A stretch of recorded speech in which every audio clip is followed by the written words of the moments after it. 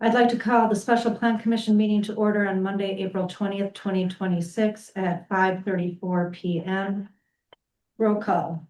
Shampoo here. Harp here. Idler here. Berto here. Ralph here. Maxi here. Is there a motion to approve the agenda as presented? Oh, one thing after talking to Randy, I think we might want to do is I think we should probably put item C after item E. Because, It was information that I was going to present. How about if I just discuss the history before of the sign permit process? And then I can talk about anything else after we do all the signs. the point being that Yep. it is what it is now, it's not, if we do decide to do something, it's not relevant, so yeah, I'm good with that. Okay, Was there a motion? no, I'll make a motion. motion by Bell, second by Heidler, all in favor? Hi. Aye. Before we get to comments, correspondence, and concerns from the public, I'd just like to read something. Before we begin this meeting, I would like to apologize to those of you whose properties are listed on tonight's agenda. I understand how disruptive this has been to your lives and schedules, so thank you for being here tonight. This is not meant to be personal, but I'm sure that you all feel that way.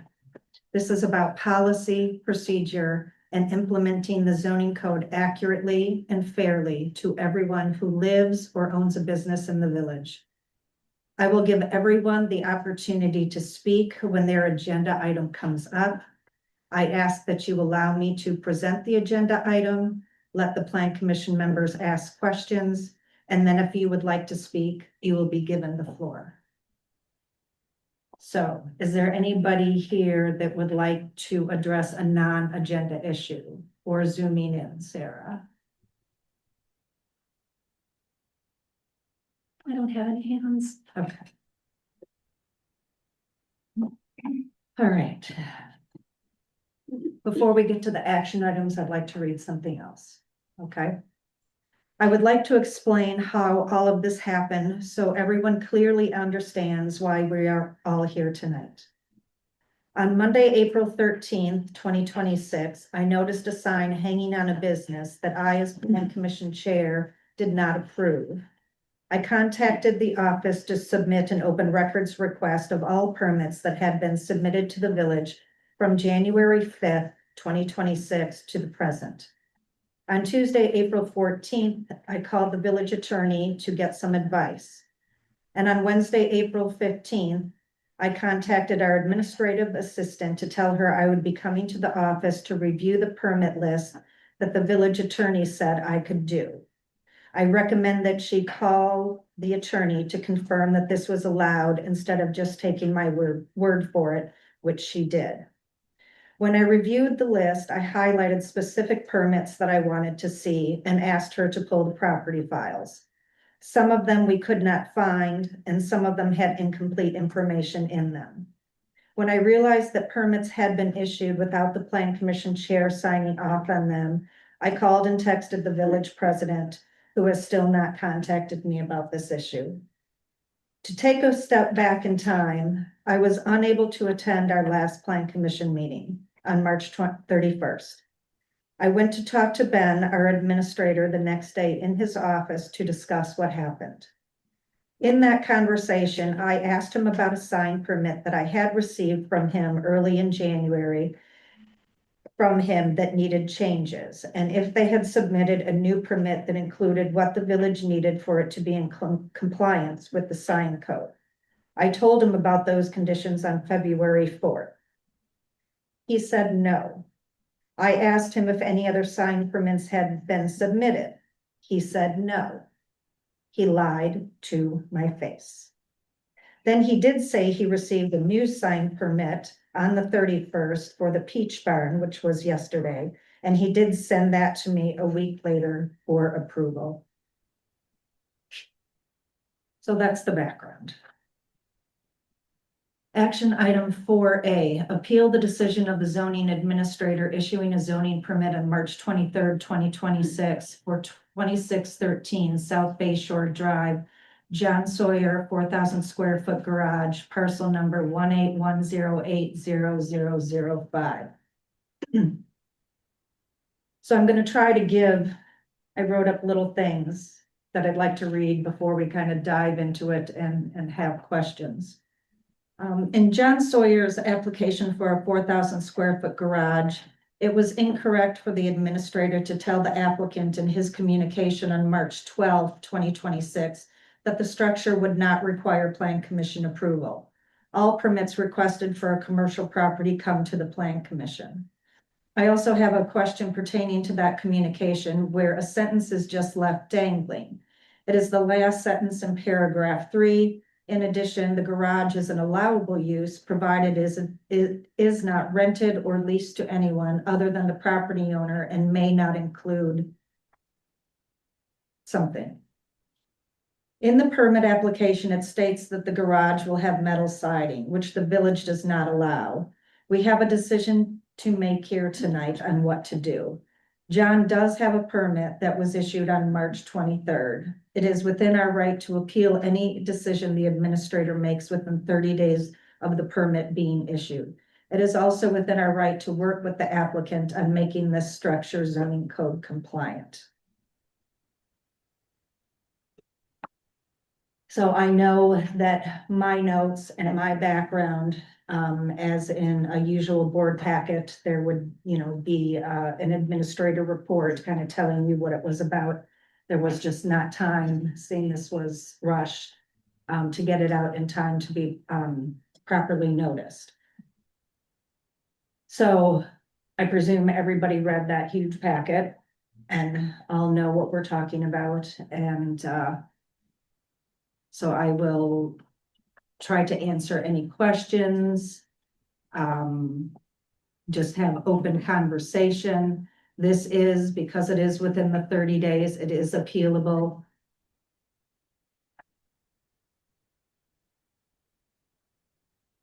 This appeal would go to the appeals board.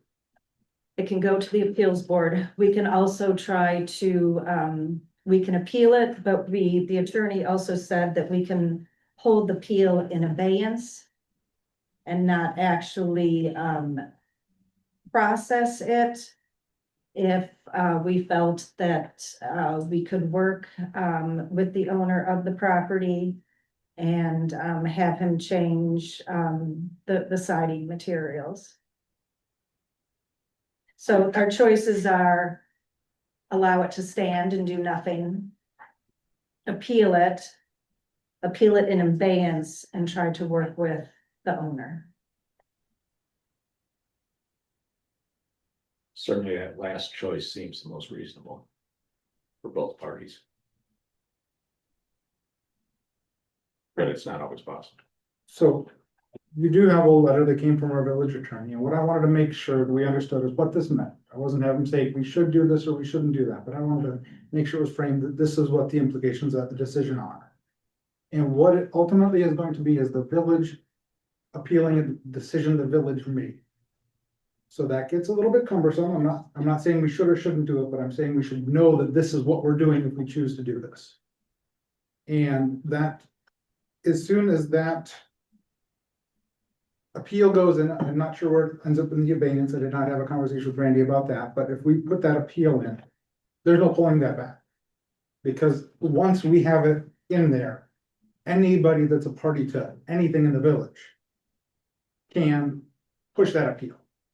So there is some consequences of that. It's not something that can be unwound. I thought he did say you could pull it at any time before they have a meeting. If you look to see so I'm going on the conversation, I was reading it through that prism. Once the appeal is filed, the planning commission can't change its mind. Ultimately, what that comes down to, it can change its mind. However, anybody withstanding in the village, which is going to be any property owner, any taxpayer, that's a huge number of people. We could not predict what that number of people would do. Could force the appeal through, and that would be at the village's expense. Doesn't that pertain to if the appeal goes beyond the appeals board to the circuit court? So either party could appeal it though after it goes to the ZBA. So this, if it goes to the appeals court, either side.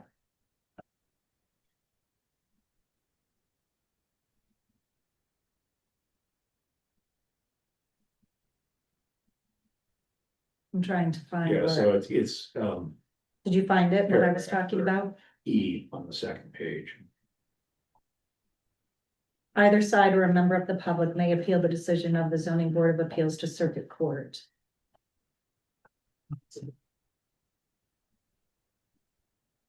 No, but I thought, but what I had said is that it said we could pull it at any time, Before the zoning board of appeals. right, before they meet.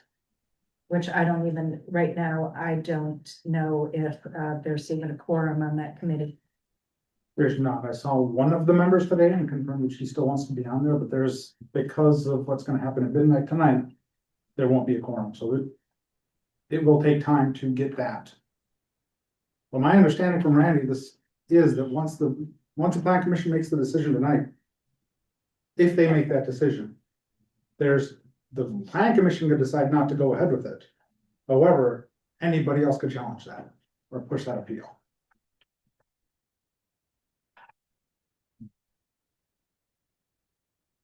Yeah, well,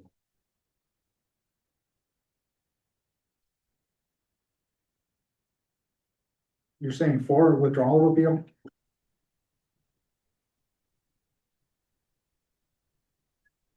so I think prior to the zoning board of appeals taking up the appeal, it could be withdrawn. But once it starts there, then I think you can't stop the ball roll.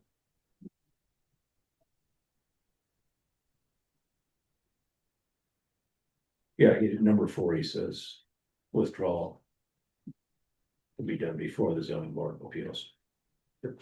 Unfortunately, contradicts what he had said to me, but that does happen sometimes. So I think the bottom line is we need to be cautious and Yeah. intentional on whatever decision we make.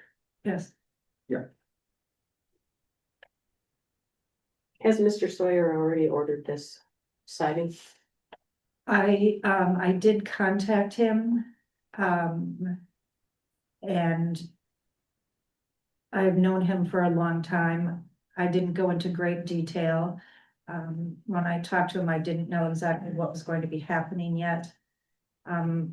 I told him I would reach out to him at the latest today, but I did call him back last Friday, left a voicemail, and I hadn't heard back from him.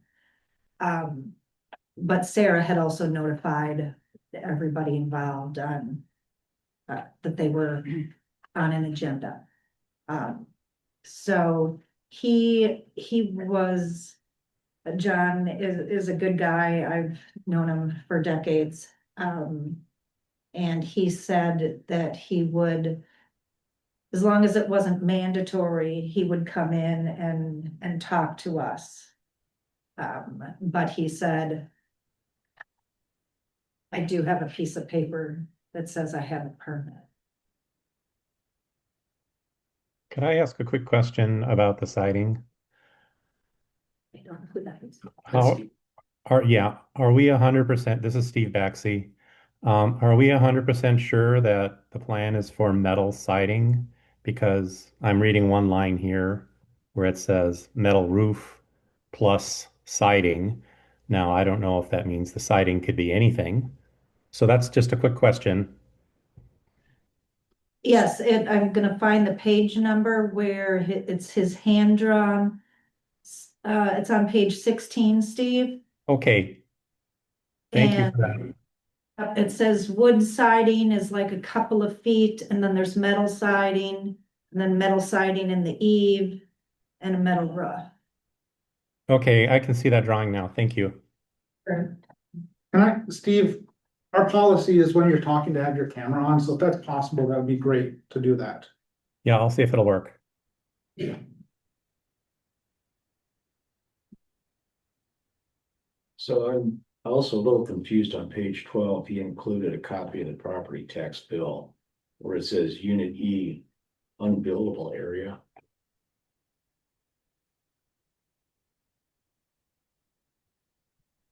And I'm just curious what that is related to. I have no idea. I know, there's no, but I know that that property starts to border into the wetlands area, I believe, back behind there. I guess there may be one more property behind them before you hit that.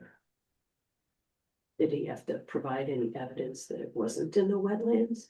I think you have to sign, yeah, you did a sign on, right the page before the wetland notice and acknowledgement.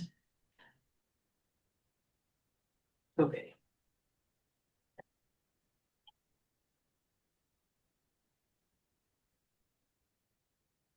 So there's a couple of things that, as I looked at this compared to what the codes are indicating, that I found some additional inconsistencies.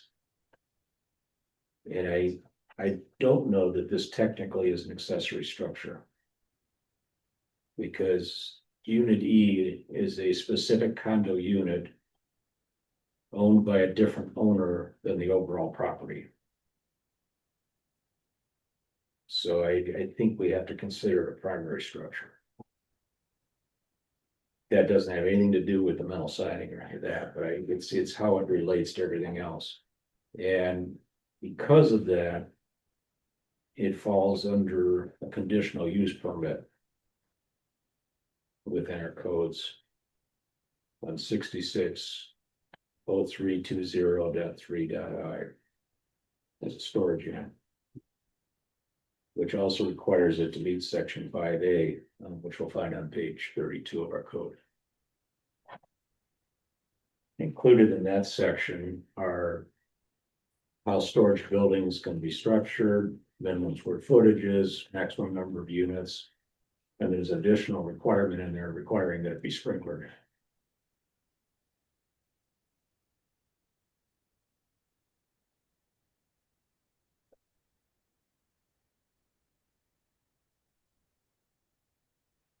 And I'm guessing we just don't have the full packet here with what was presented to us, because I don't see a drainage plan for the That, site. That's- I had asked Sarah, to bring all the property files of these, and this is it, So it's essentially what we've got, all that was in the file, yeah. because I don't see anything indicating color choices or anything else either.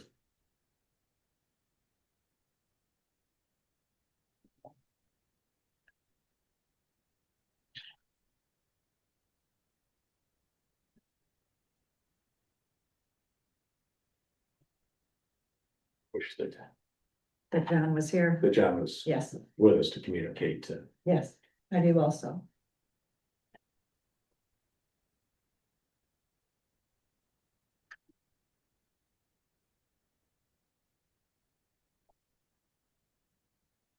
There's also, one of the other issues is that, it's 100 feet long, and also in our code, if you have a building that's longer than 50 feet, you have to have some recess to it, Or windows. storage buildings that require just even fake windows. And in looking at that, I also was looking at the context of where it was. Where, you know, one side's backing up against the old Lampert's storage buildings. Back small sections, the only thing that borders any residential area. And the other side's facing into the rest of the property. So that was one. Right, if we would have seen that on a normal site plan, if it would have come to plan commission, we It would probably require- would have looked at it from the different views, who was impacted, and, you know, whether it was fake windows or planting of trees. Would have addressed that.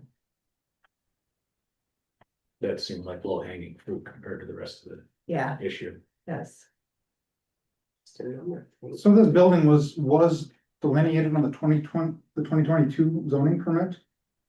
I believe, and I think that's the, Don't those permits expire with 2-year time frame? Wait a minute, I'm sorry, because we've got a 2026 application and permit. But I believe what the administrator is saying is this was permitted on a 2022 permit, so it's already been permitted. The storage building, Yeah, it was on that. That's what I read in there. I could be misinterpreting that. Are you talking about it showing on the condo declarations? No, I'm saying that there's a 2022 permit here. A reference to a 2022 permit. What page are you on, Nate? I think that was down near the end of the. Is it 19, I think?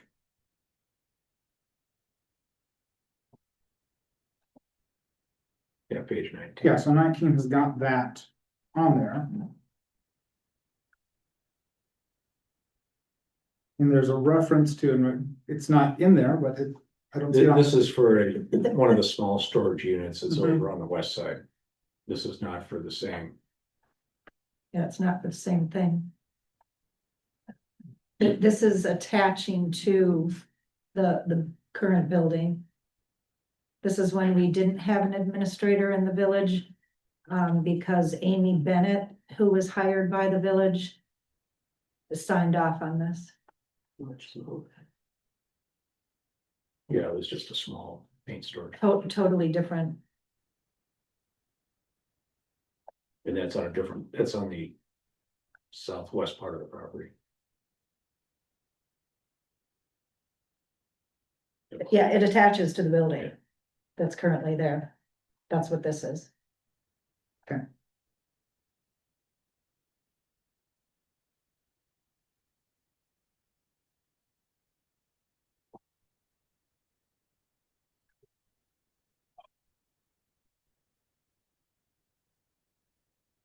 And I don't know that this slab even currently exists. Or that it would be a buildable slab for a structure without proper engineering drawings.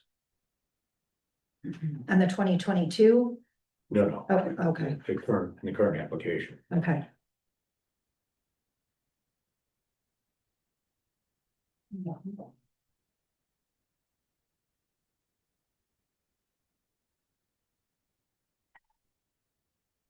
So what do we want to do? Ask John to make modifications?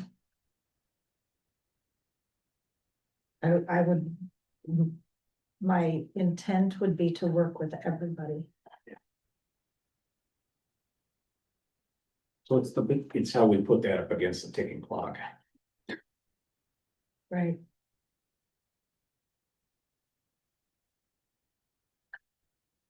You know what? 3 days. Effectively, this is the only chance there's gonna be, because you're not gonna have another meeting and there's.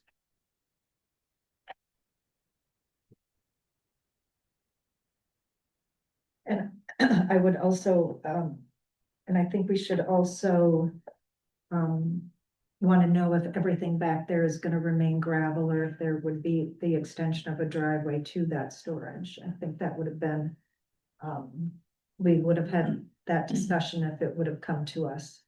Yeah, I think one of the things that'd probably be hard related to that is that the original condo agreement has a lot of permeable surface there. And I don't know that you would know this better than I, where our codes required green space or anything else back in the day. But it seems like if we require a lot of paving back into something like that, we're going against. Well, I just meant a driveway, Drive. yeah. I don't know if we would have. I mean, the front part is paved and it's back in the backyard, so I don't know. Without seeing a site plan, you also might push them into having too much impervious surface. That's my concern, is that all of a sudden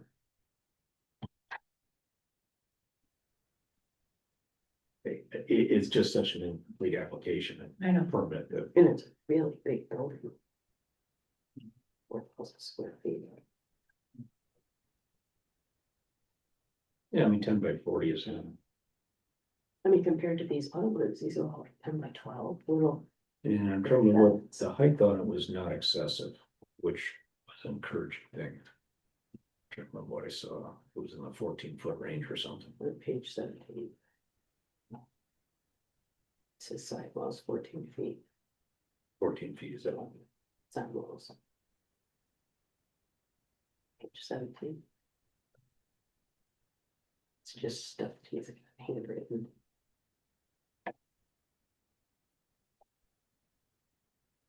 I think I just started remembering looking at it, and it was not something that was even to be that visible from the road because the other building is about the same height. Correct. But you could probably see it coming down the hill. It's 22 feet overall, yeah. You know, sitting next to the lumber yard, if that'll stay there, but it's not something that sticks out compared to what's around it. I guess that's what I'm saying. Yeah. So it kind of, I mean, in the overall discussion, some of those things are not big issues if the owner is willing to work with us on just doing something different with the siding.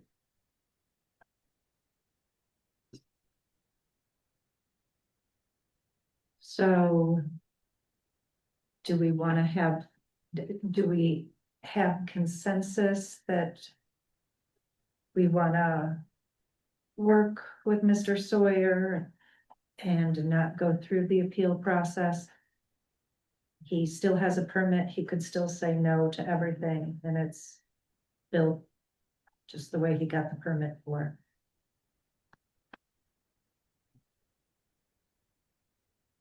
I guess the question we have to answer amongst ourselves is, are we willing to pursue appealing it if he's not willing to make a change? And if that's the case, that's a decision we have to make tonight with a willingness for him to work on his part, being part of whatever motion we go forward. Did that make sense? I mean, we have to start the appeal Right. process. Okay, tonight, I'm just 'cause we've got thinking 3 how, days. how could we implement something like that? We could make a motion, that these are A, B, and C that we want you to address. We're willing to work with you. And if you're not willing to, and somebody would have to contact him tomorrow, because we would have to have an answer tomorrow. And if you're not willing to work on that, then we would go through the appeal process. Is that fair? That's the question I was asking. What I'm trying to figure out is, and I truly don't wanna understand what the option is, that abeyance process. It doesn't seem like it's a formal thing. Because being able to have it started, give us options, okay. I mean, I love all this, but I get your point, Denise.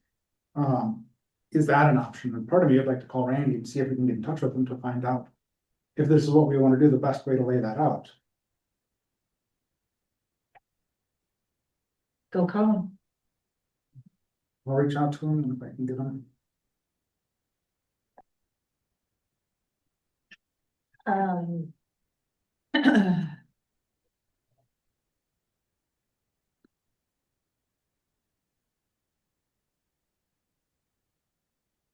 Is the village administrator on the call? He is not, he chose not to come tonight. Just waiting, you will, Pardon? nothing.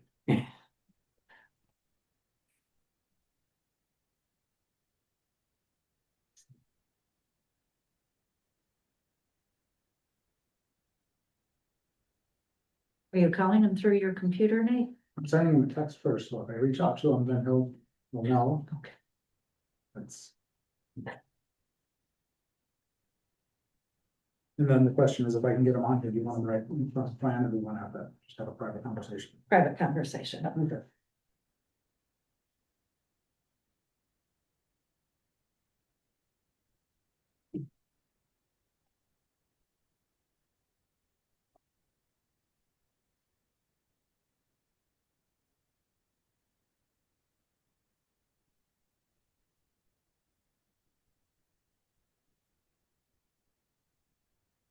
And just to clarify, the question I'm asking is going to be, how can we? How can we? Direct staff or direct someone to proceed with a an appeal if we don't get results that we think are compliant with working with us. If the applicant or the owner or whatever is unwilling to address whatever issues we deem appropriate. And if you want to ask him, the wording he gave me was hold the appeal in abeyance. Do you want to put this meeting, Should we go recess and into join closed session? for a phone call quick, Denise? Okay, I think that would be, at 6:05, we will take a recess. I can't say for how long, but Okay. hopefully it'll be short.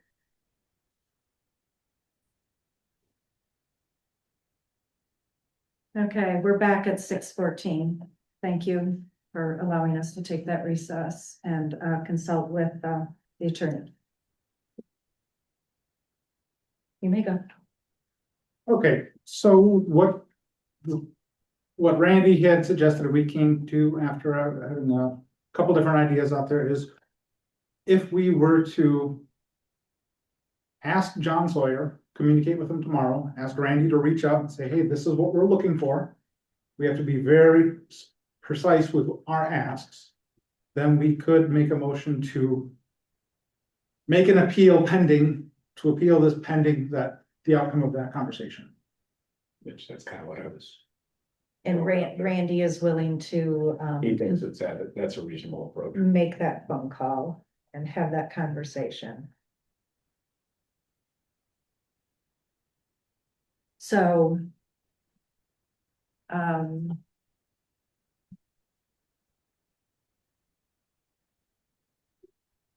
I really think it comes down that. If we want to make this as simple as possible and make it compliant, we can't get into the weeds about the accessory structure. We can't talk about the conditional use permit basic, and if we don't care about the gravel driveway, or, I mean, it is paved in the front, and if we're not worried about that, basically, it would be a motion to work with Mr. Sawyer on replacing the metal siding Alternative siding. Proposed. and to break up the 100-foot wall on the south side. Right? Is that what you consider the south side? Well, that's the interior side of the property. It's kind of a northeast southwest, Okay.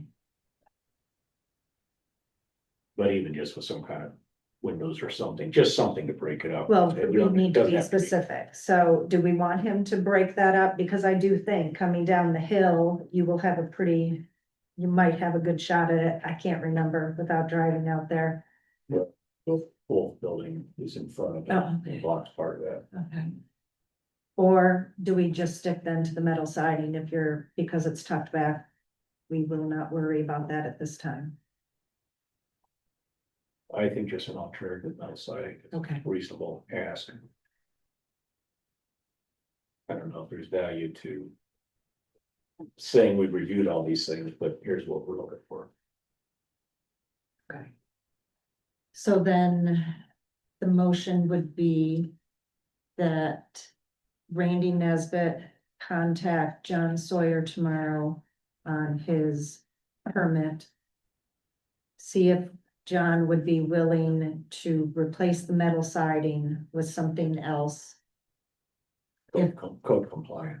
code compliant, thank you. And if he is willing to do that, we will not file a zoning board of appeals. But then Randy said, okay, this motion's gonna get convoluted. If he's not willing to work with us, we, as the plan commission, will move forward with the appeal. That covered it, right? Yeah. Okay.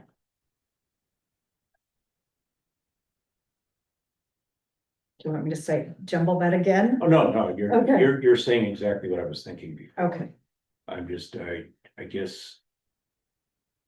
We all have to be willing to take that step forward. That's where the straw poll or not. I mean, emotional die if it isn't, so I guess it doesn't matter. So I will make that motion. Is there a second? I second that. Second by Sharon Poe. All those in favor respond with an aye. Aye. Aye. Opposed? Carried. Okay. Item 4B, 10855 North Bay Shore Drive, Zarcone, parcel number 181270015. Okay, this is a really big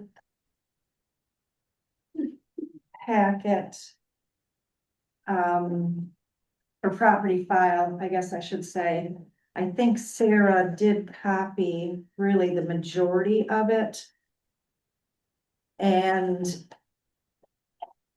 it goes, there's a little bit of history with a previous owner who had that parcel, who wanted to keep the accessory building on that property.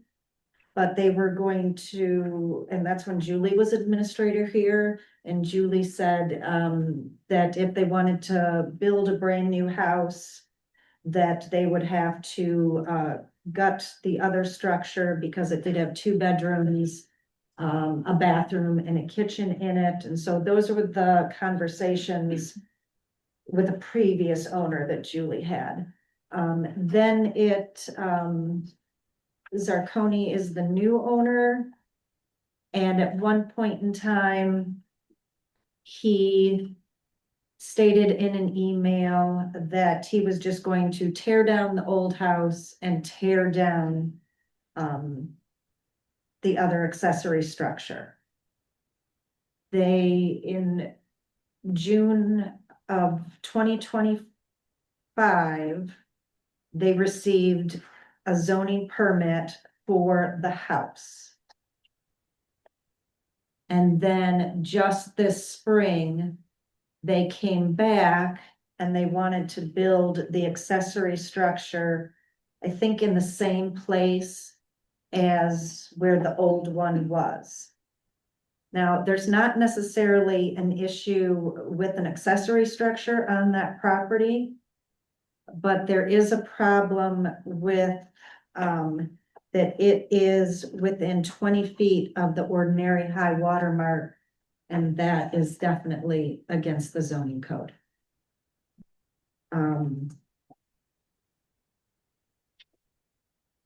I also wrote in my notes, on March 26th, 2026, the administrative assistant emailed Ben about how the boathouse contradicts some of the conditions listed in the original permit that was issued on June 27th, 2025. So the email was in our packet. So I think Ben knew that there should have been some concerns about this. I think I was told also that they have cut additional trees. You are only allowed a 30-foot opening, which they already had. I was told, but I cannot confirm that at this time, that additional tree cutting happened. Julie's conditions, which are dated June 27th, 2024, is on page 104 of the packet, just for reference. And just so everybody is aware that because this is within the ordinary high water mark, there's a very good possibility that well, I know the DNR can appeal this decision.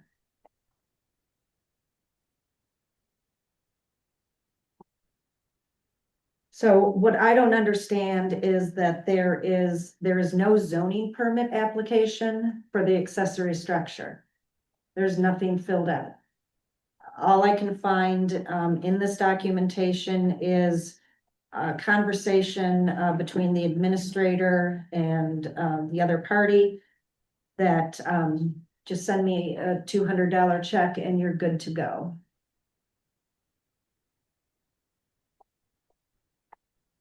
So those, Yeah, I think there was a note that was added to the original permit for that fee. yeah, you Can't do that. You can't do that. We do have Mr. Zarconi on the Zoom. Okay, that's good to know. Thank you, Just- Sarah.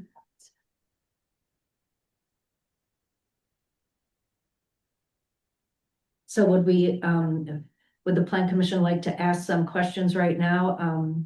As Sarah said, Mr. Zarconi is on the call, and if, he would like to, or if we'd like to hear what he has to say. I'll give him the option of. Since I restrict everybody. Sorry.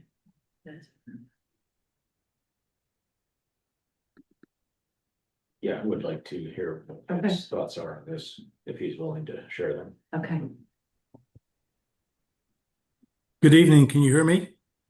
Yes, hello, thank you for coming, Mr. Zarconi, if I'm pronouncing your name correctly. Yeah, yes, you are. Just a little bit of background is we did buy the Kramer residence almost 3 years ago. And there was a main house that was built, I believe, in 1950, and this log cabin that had actually been built in 1949. Our original intent was to rehab the original house. In between buying that property and getting going, my wife had double knee replacement, and we needed, she can't do stairs, and so we had to abandon the rehab project and go to a structure that was basically ADA compliant. So she's gonna have to deal with stairs. So we filed all of our permits. As we were working through that process, we told Julie that we wanted to the accessory structure that you're referring to, which the Kramers, the prior owner, used to rent out. We had no interest in renting it out. We wanted to turn it into basically a storage area for, life preservers and kayaks and things like that. But we wanted to make it look like the new home that was going to be built. And she basically said, you can do two things because it was grandfathered in and it was not compliant with any of the setbacks. Is you could leave the structure, you could replace the roof if it was leaking, and you could paint the outside of it, but that's what you could do. And that's when we made the decision that we didn't want an accessory structure that looked very different from what was going to be our primary home. And so we went ahead and when we did the demolition of the main structure, we took the accessory structure down. But she said you can always come back and apply for a permit for a boathouse. And our understanding is that a boathouse is allowable within the 20-foot setback of the high water mark. It's no one's going to live there. There's no plumbing in this building. There's no anything except there's going to be some lights inside so we can see what we're doing.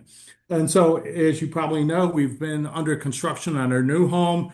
And as we were starting to see the light of day to get to the end, that's when, together with our builder, Forestville Builders, and our architect, Mike Kickbush up on Washington Island, we set path on creating kind of a storage area, a boathouse, if you will, to store our water toys, if you will. And we filed a permit, and it was approved, and we've started construction. And then on Friday, I got a call from somebody at the village just saying, "Hey, just want to give you a heads up that your property is on the docket for this Monday meeting, and I'm going to send you an email, and you can participate if you'd like to participate." So that's where we are. The structure will look just like our house, the exact same roofing materials, the exact same siding materials. And the one difference from the structure that got torn down, the original accessory structure, I think was either 18 inches or 24 inches off of the lot line, which obviously isn't compliant with today's codes. Okay, so earlier it was mentioned that the new structure would go right where the old structure was. That's an incorrect statement. The new structure is going 15 feet off the lot line, so it's compliant with the setbacks.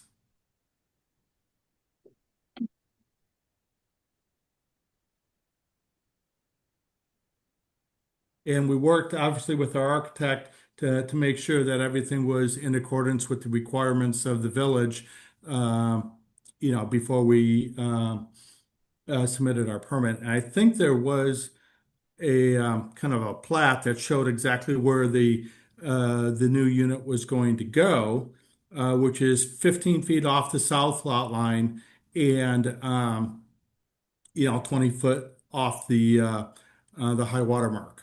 Which again, I was told that for a boathouse that was perfectly allowable. Are Um, you, I are you, would say that our neighbors to the south, they had a small structure, an accessory structure that was also 24 inches off the lot line. So literally, there wasn't even 3 feet in between the two structures before ours got torn down. And late last year, when they went in for their permit application, because they were going to tear down their main house and rebuild, there was, at least what they told us as neighbors, there was a lot of discussion with the village, and the village asked them to move their accessory structure basically 15 feet to the south, so it'd be in compliance with the current codes.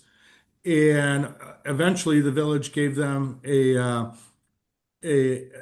a waiver and let them keep their little house exactly where it was, which is 18 inches off the lot line. So, but that's, we are going to be a full 15 feet off. We got 15 feet on the north side or more than 15 feet. So it's all, we're trying to be, in compliant with your laws, rules, regulations. are you storing a boat in the boathouse? We'll have put some kayaks in there, maybe some paddle boards, life preservers, basically the what I'll affectionately refer to as the water toys, right? But no, I mean because the water is, I don't know, 5 feet below the actual land level, maybe 6 feet below. With as the water's gone down, there's no way to physically get a real boat into the boathouse. So it's going to be used for, again, kayaks, paddle boards, life preservers. Storing water paraphernalia. Yeah, So here's the problem, Mr. Zarconi. In our definitions, a boathouse is an accessory structure which is accessible by boats from navigable water, is designed, constructed, and used solely for the purpose of protecting or the storing of boats used for non-commercial purposes in conjunction with a residence. It kind of, I think your architects and the documents that the village received, from you, and your builder and other people kept referring to it as a boathouse. The administrator referred to it as a storage shed, but that is the true definition of a boathouse. And so that's why those can be allowed within there, within, the high, Close to the water. close to the water, but not a storage shed. Is there any opportunity to move this structure back to that same setback as the house? the foundations, or not the foundation, the pad's been poured. I Concrete's saw the down. pad is, I saw the pad is there. You can see that from the road. I mean, we were told that we had approval from the village. We've got a signed permit and we started construction. I've got my builder actually on the line here as well. His name is Jake Labatt from Forestville Builders.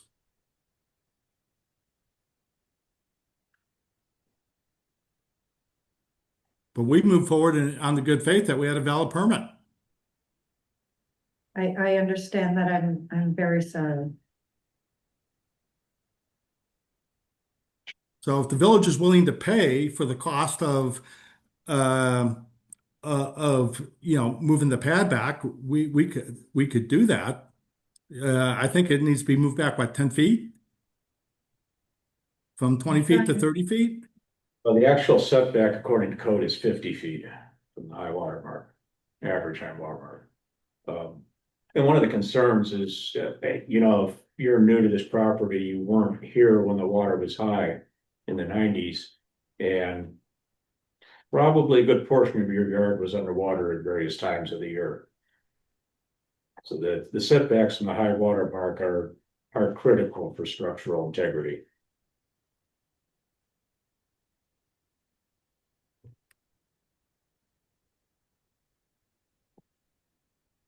Does anybody know offhand as I continue to scroll here? What page the site plan was that showed the setbacks? Oh, it was back in the upper twenties, I think. Oh, way 30. back. Page 30, thank you so much.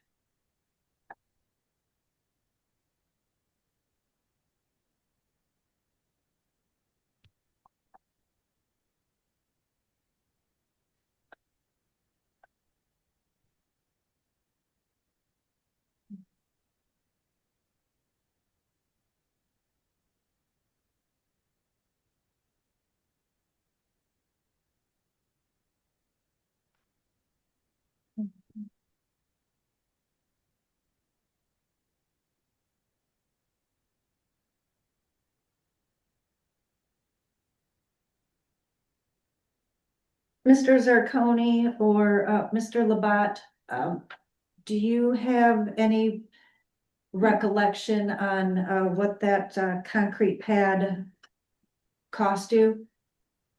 I don't. Jake, do you have a sense as to what it would take to break up the pad, remove it, and pour a new pad? I'm gonna say in the sense of $10,000 to $12,000. Thank you.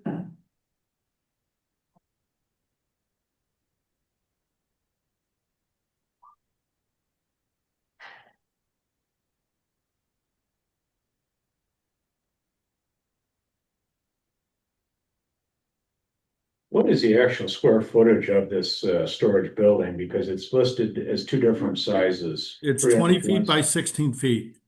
Okay, so the The 320 wa- square feet is correct. Yeah, the water facing side is 16 feet. It's got an 8 foot wide garage door and then 4 feet on either side. And then the north and south facing walls are 20 feet. Because I saw it listed at one point as 480, but the 320 makes sense from the drawings, so. Yep.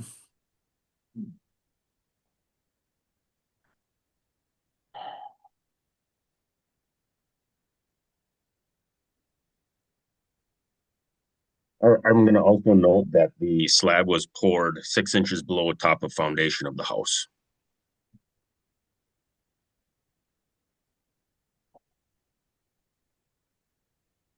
Can you repeat that, Jake? I just wanted to note that the top of slab is 6 inches lower than the foundation of the house. So we did bring it up. We brought the slab up significantly from where the ground level was currently. Okay.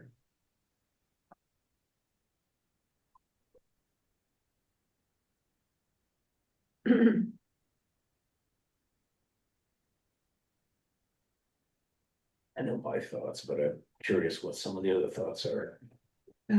I, And I, this is pretty serious in my book with the high water mark. Knowing that the DNR could also appeal this decision. So it's a lot of money. Go, Nate.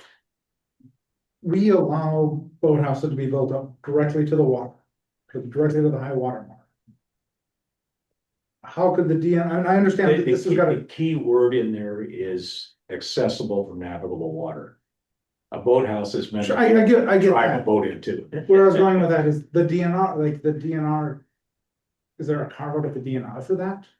I don't even know that the DNR even allows any of that anymore. They probably don't anymore. So, I mean, because I think that was one of the conversations that we had with the boathouse that the village or the marina owns.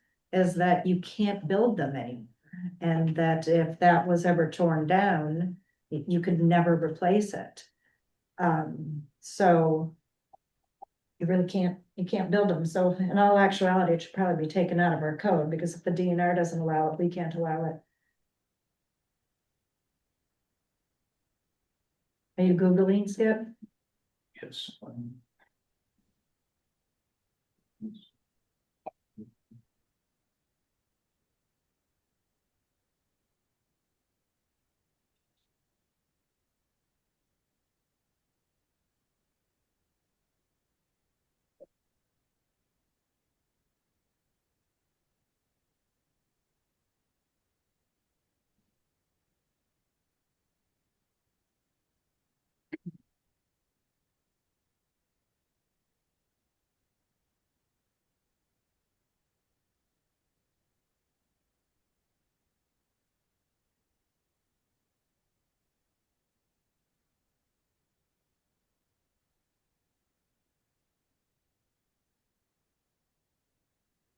Could be a way deeper search.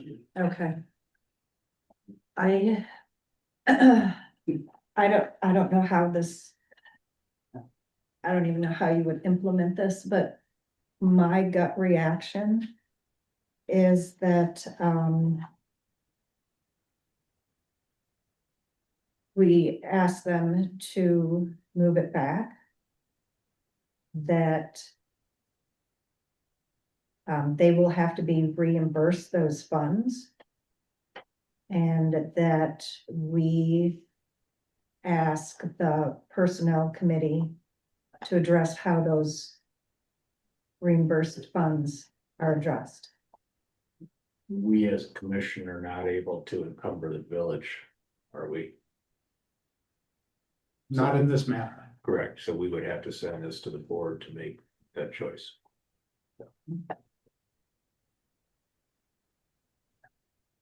I don't disagree with you, that's where I kind of was thinking that it needed to hit, but.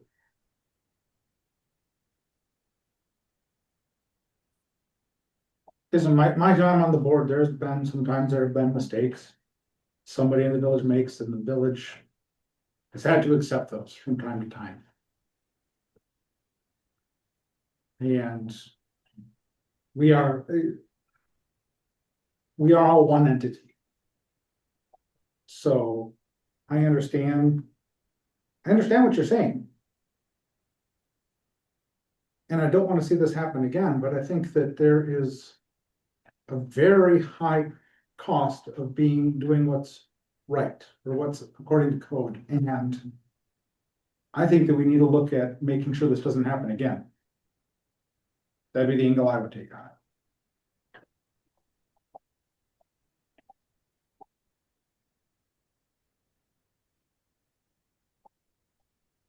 Steve, Trace, Laurel, thoughts, comments?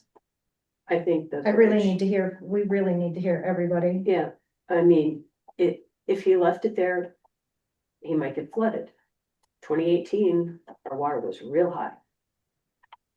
And then again, it might not happen for 20 years. And since it was village fault, I think village needs to eat the bill. As long as he hasn't gone any further, tear the pad up, move it so it's in compliance, and then there's no issue. I would agree with that. We need to be in compliance on this. Unfortunately, the village should take the hit.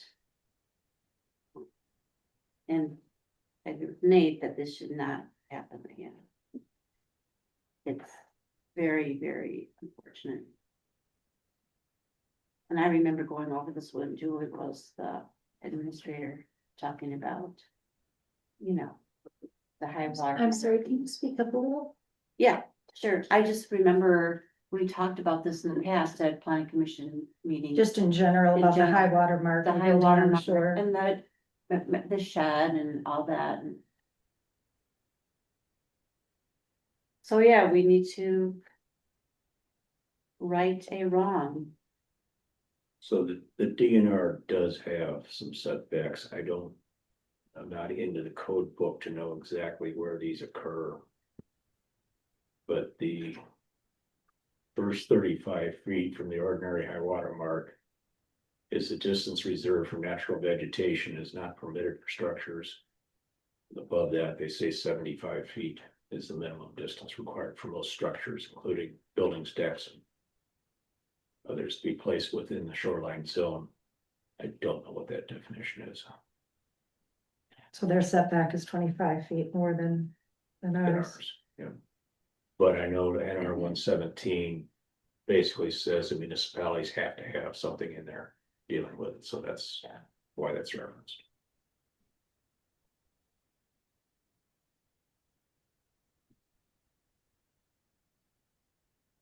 So it's something that the DNR couldn't take care of on their own, or we can work with the homeowners to come to some kind of a agreement. It wasn't even a year ago, we were talking about the setback from the water. We looked about having two different, depending on the part of the village you were in. And I had made a comment that I had presumed it was a 75-foot setback that DNR had all the time, and I'm pretty sure on some level we can override the DNR. And I was kind of surprised by that when we found that out. Which is probably why we're set at 50. In our codes. Yeah. But even this construction that's currently existing is closer. That's what I noticed also and was a little aghast by that. Is this gonna fit where he, It would be close to where his we would house require to put it? with the 10-foot side yard setback. It would be close to his house. Mr. Zarconi, if the village were willing to reimburse you for a new pad, would you be willing to try to reposition it in a compliant way?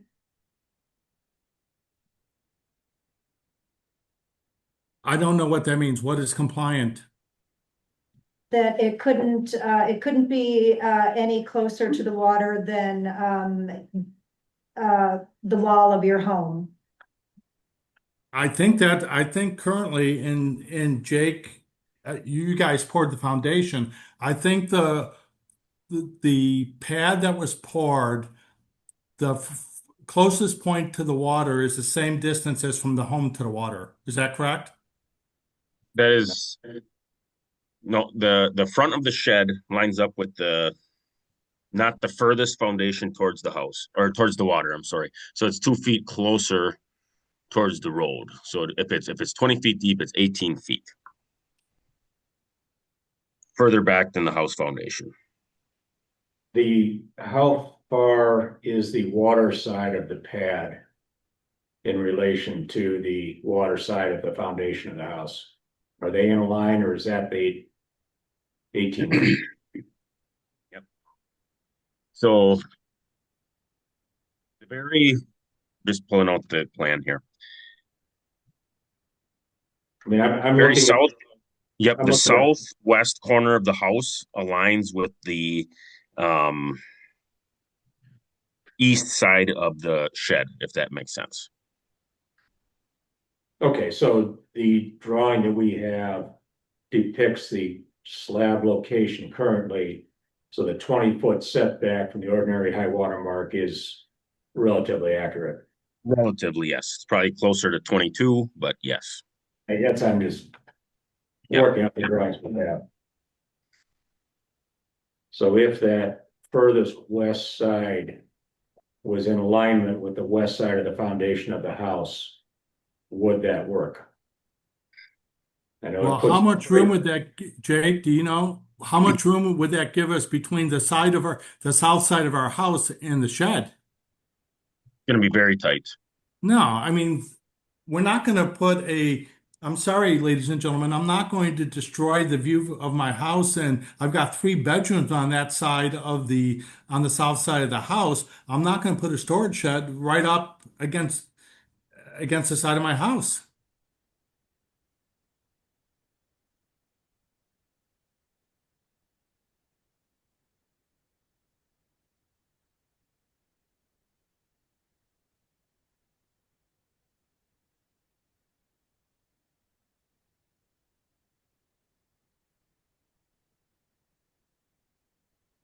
And you wouldn't do that if it was your house either.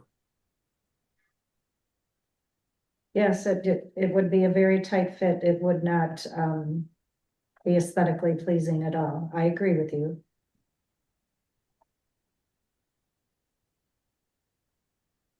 It puts it awful close to the propane tank too. I mean, I have no concerns over the water rising 10 feet uh, and flooding out the boathouse or the storage shed or whatever you want to call it. I mean, it's just gonna be a concrete pad with, some, some water toys in it.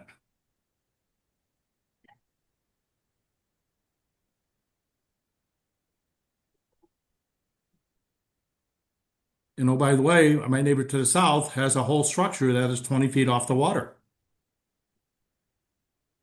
which the village gave a conditional use permit back in, I think, November. I mean, literally, the two structures were about 24 inches apart from each other before ours was removed.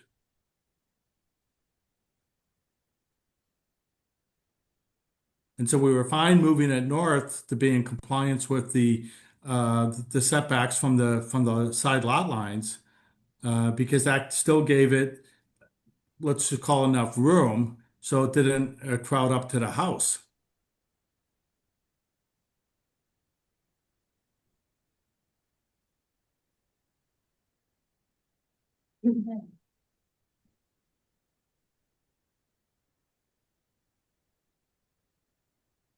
And obviously, if it's for, outdoor and, water paraphernalia, you don't want to put it, well, it can't be in the front yard, so. No, the whole idea is we don't want to be hauling stuff from our garage, which is all the way around the front of the house, hauling kayaks and paddle boards all the way around the house to get them into the water.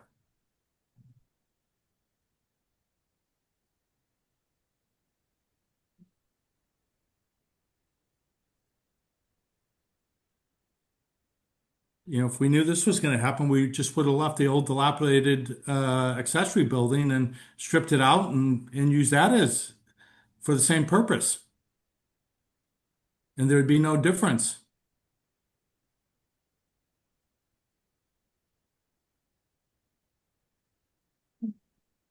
But when I had that conversation with Julie, she said, just, take them both down and apply for the permit on the new place, once you figure out what you want to do.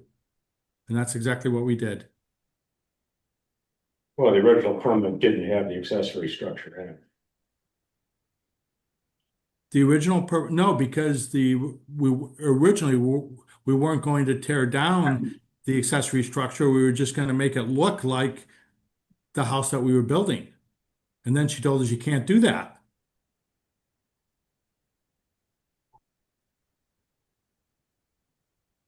So that's when we kind of waved the white flag and said, okay, we'll tear them both down. She said, great, come back and apply for a new accessory, a new boathouse. She referred to it as a boathouse. That's the term I got. Apply for the new boathouse when, once you get further along in the project. And that's exactly what we did this past January. I feel really, really bad, but I personally can't let this stand. I thought that if, the village could reimburse, but, as pointed out, the aesthetics would be ruined.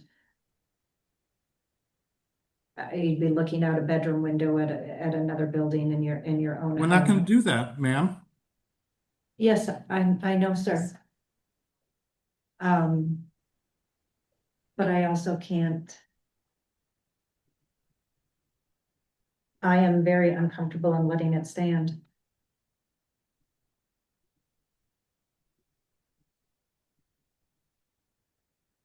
I mean, this was really a grave mistake on not having a permit filled out.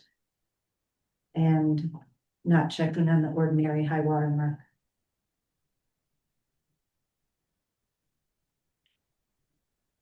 I mean, I don't know if there's a way to make it smaller, if it could. It's just gonna block the view. The house is very large. There's not a lot of space with a 10-foot or 15-foot side yard setback.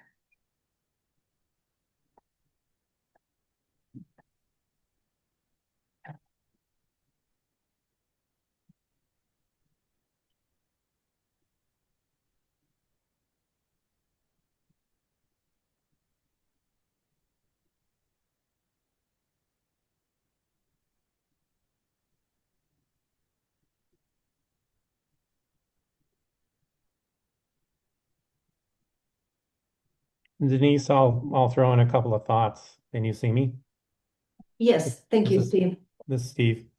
I mean, I'm very compassionate towards the homeowner here and the difficulty that we've created, and I feel that the village does owe some kind of way of accommodating them, but I'm not sure what it would be.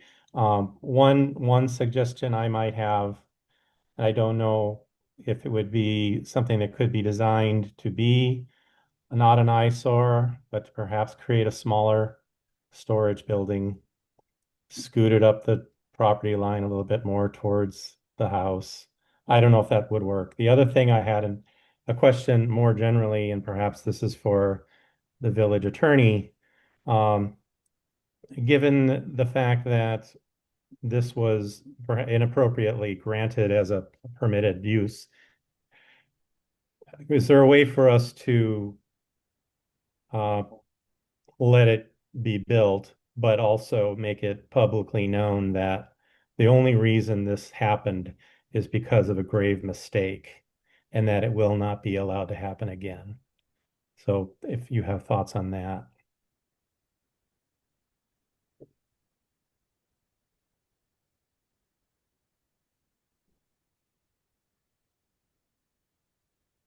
I think we don't want to set a precedent, right? We don't want to say anytime that there's a goof on a permitting that that's going to be able to be built or put into place, right?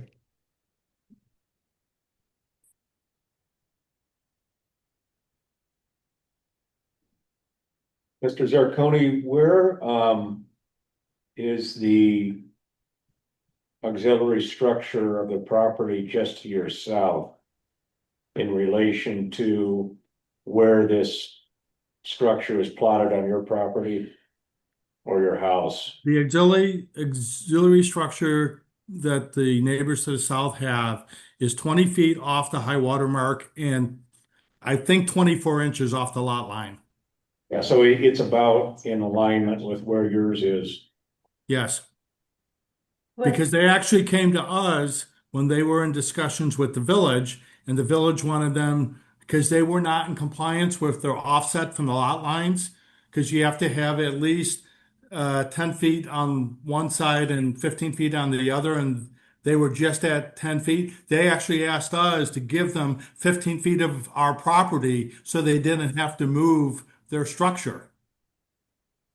And my response was give us a proposal, and they never gave us a proposal. And then they came back and they said, well, we got to an agreement with the village on a conditional use permit to leave our structure exactly where it is.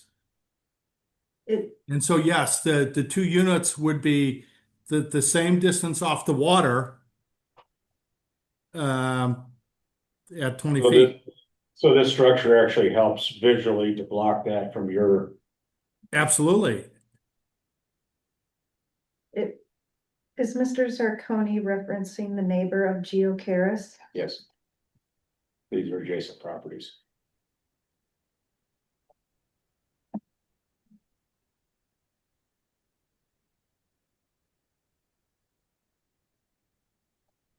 I understand that the plan commission did give them the conditional use permit.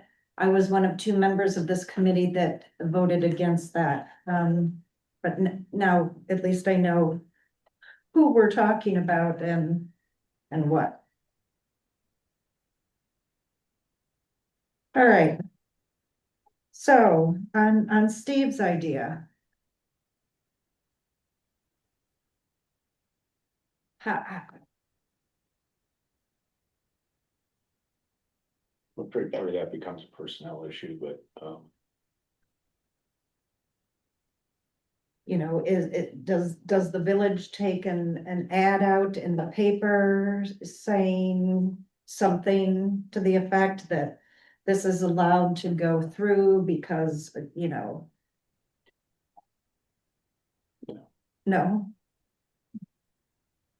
There's probably a way it can be done. We're not gonna come up with it here tonight.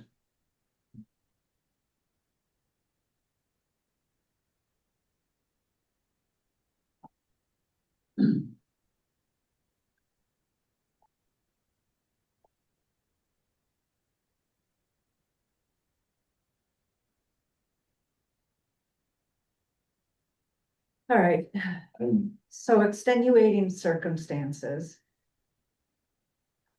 And because of being very well versed on the geocaris situation.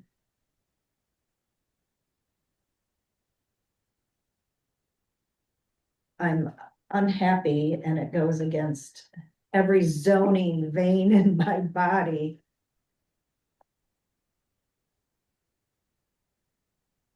That we're gonna have to let it stand. And I agree. I agree too. and if there, and if we could recommend to the village board that they address this in a fitting in an appropriate way. We could maybe even put it. in With the zoning public. code. No, I think what's important is that if we so choose is to let this go through, this was what I cautioned the commission on a number of months back about setting precedent. And it's coming back to bite the commission right now. Yep. I think that it just needs to be in the record that we need to pay attention to following the code unless there's extremely extenuating circumstances. And Right, then the because of- commission has the authority to make adjustments as they need to. Because if the geocaris would have gone the other way, there would not then be that to fall back on that says blah, blah, blah, which we're basing it on today. So you are 100% correct, Skip.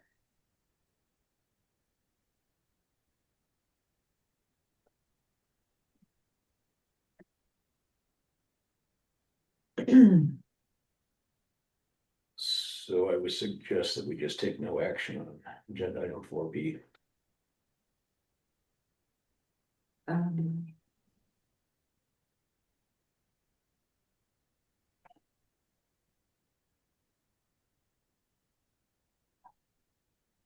As it I pertains to would, the I would agenda. request though, that a new zoning permit be filled out. Seeing that one wasn't. I guess that. If we're going to let it stand, there is no zoning permit for this in the file. So have an as-is permit, so to speak. Fill it out as is, they've already paid the money, but something needs to go in the file. There should always be a zoning permit, Yes. period. Because without that, building inspectors don't have. So Jake, what permit do we have in our possession?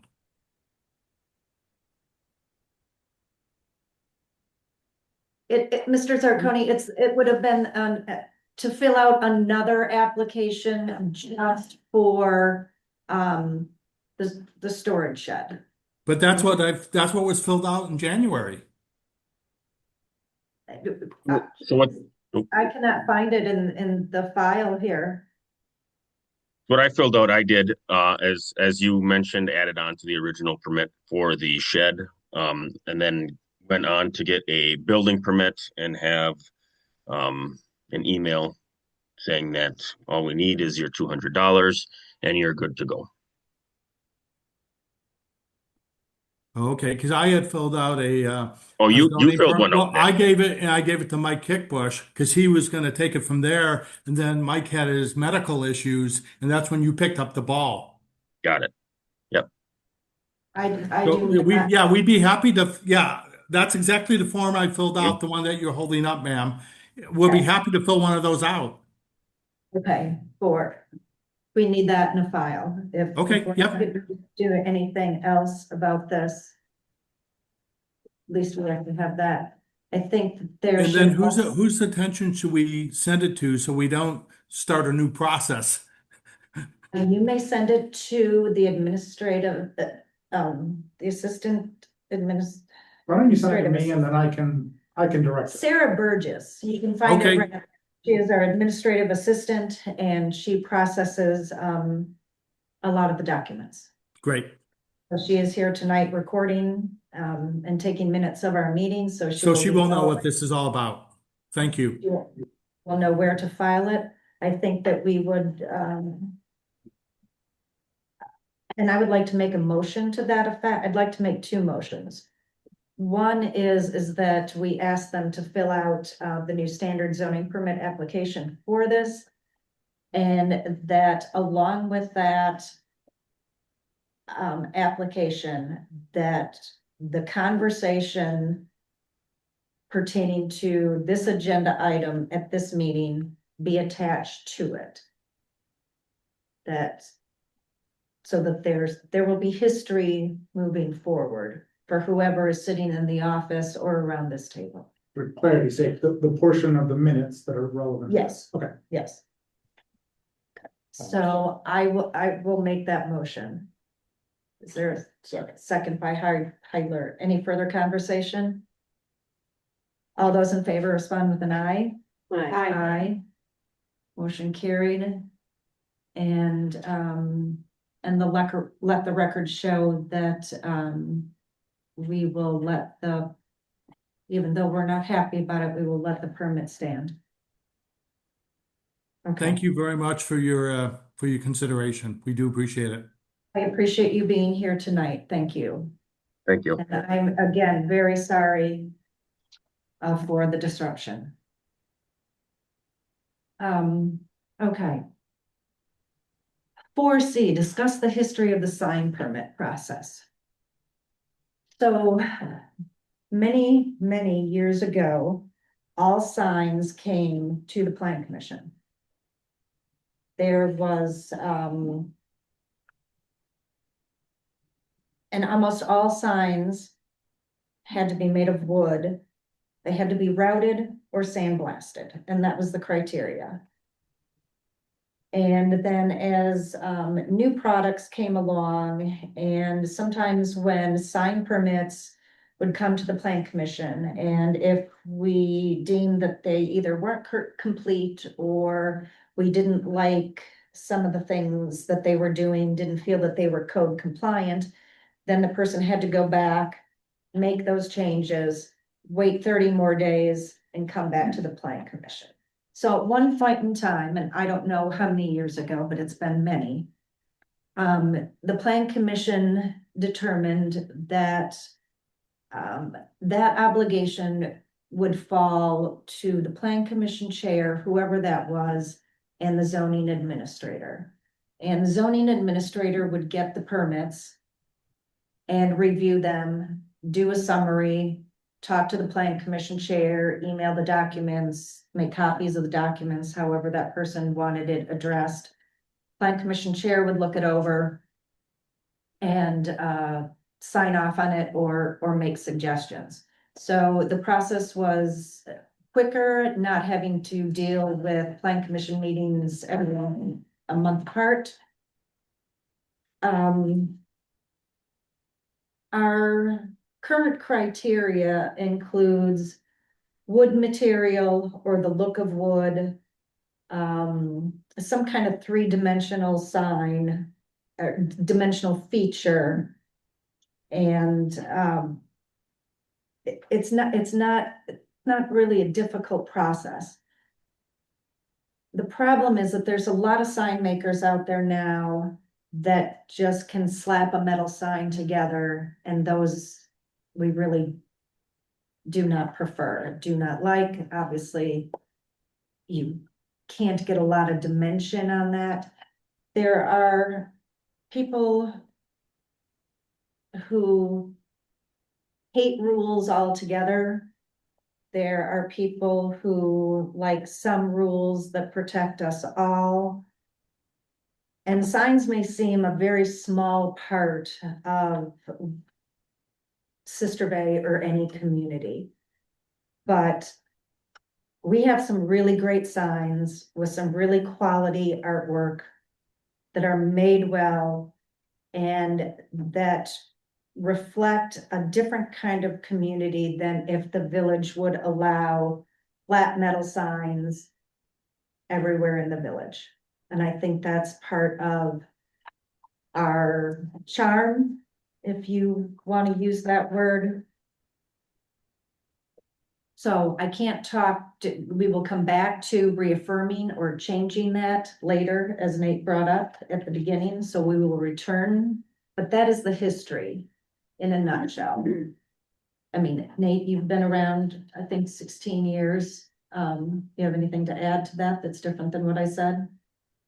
No, we can come back to it when we talk about reaffirming or whatnot, because I did do some digging, did some analysis on the code. Okay, So we can talk about when that comes up.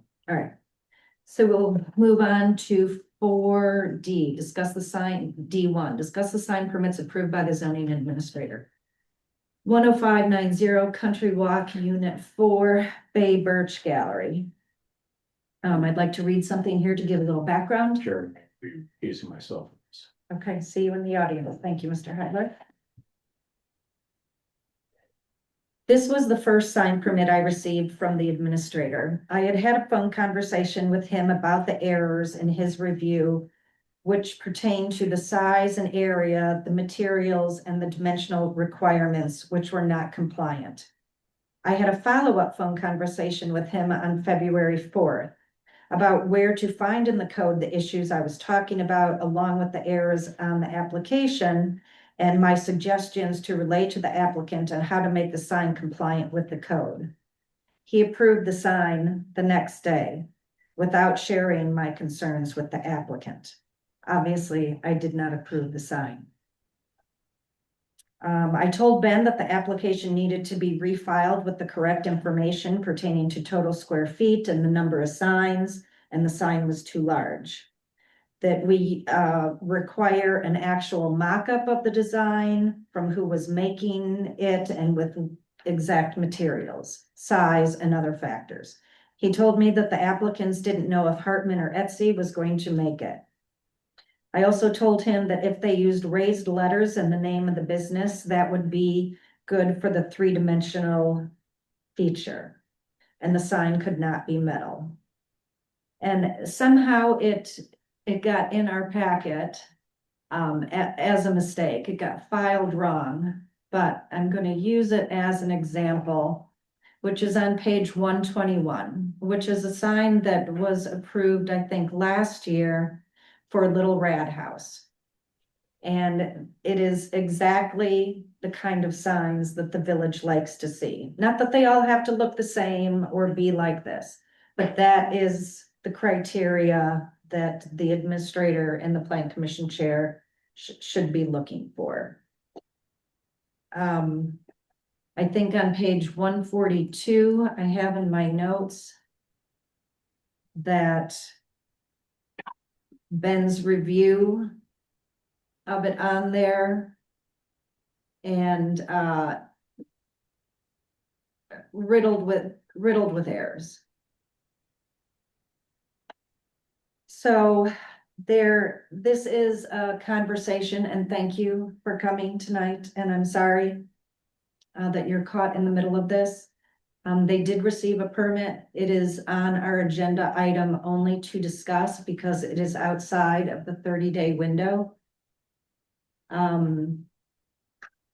But I felt it important to at least bring to the attention these signs that were not sent to me. I did not approve, did not meet the sign code, and yet the permits were issued anyway, even after I received the first one and told them what would make it compliant. As Plan Commission Chair, I was disregarded and basically issued an illegal permit. No, I told everybody that I would, that's pretty much all that I had to say. It was discussion only. If there's anything that you want to say to the Plan Commission, you may have the floor if you like. If you don't want to talk, that's okay too. No, I guess my only question when I'm, Excuse me, can Yes. you identify yourself, please? Pam and Kevin Lattiser, Thank you. owners of Bay Birch. The one that you brought up on page 142, that the dimensions are incorrect. That wasn't the final change that we did send over to the administrator had, excuse me, had the actual dimensions changed to fit within the code. Yes, I So- did see that. Yeah, and then one of the questions I think was one-sided and two-sided. We answered that. So all of that was sent on my part in an email to him. Per his request to make sure that what was sent was reaffirmed that it was within code. So looking at the 142 is incorrect. And as you said, like the little rat house, that was the closest I could get in respect to what we were looking to do with the actual style of the sign. Oh, you sent that in? Mhm. Oh, because I did, we could not figure out why it was in there. I did. And I never saw that as that was That was a, into the email I did send to him. okay, Everything. that did not come to me. Okay. Well, we had changed the dimensions to be code, we changed, we were never doing metal. I confirmed that it had to be wood or a wood composite. My only question to him at the time was, we are the strip mall area, the units that were in the chiropractor and the salon all have the older metal signs. And I was concerned that because we would have wood, that would cause a concern. He said, no, we want the wood. Yeah. So that was all confirmed, and then that photo was the closest I could get to, because we hadn't gotten confirmation from either Hartman Signs on whether she could do it and have it done in time for our opening. So when he asked me that, I said, we're hoping to go with somebody local. We ended up going with another gentleman out of Sturgeon Bay who does signs for a lot of these villages. And again, compliant with everything that I had sent. So including Little Rad House in there, is there a dimension to your sign then? Yes, Excellent, yes, thank you. you're welcome. Thank My other you. question. Yeah. Dr. Lattiser, was there anything other than the size that we had to adjust? Was there anything out of code that you saw? Not, well, I didn't know if it was dimensional of it at all. Yeah. Because that was not relayed to me at all. It looked like a flat sign to me from the application and his review of it. Because I even think it said materials compliant, but it didn't really say anywhere the first time I saw it, okay, what those materials were going to be. So, but you make me very happy. Thank you. Thank you. Well, you make me very happy, because this is, when Sarah called Friday, yeah, didn't know where it was going. Sure. But no, we figured, I wasn't sure. It doesn't matter. Okay. It's good. All right. Yes. Thank you. Thank you. Okay.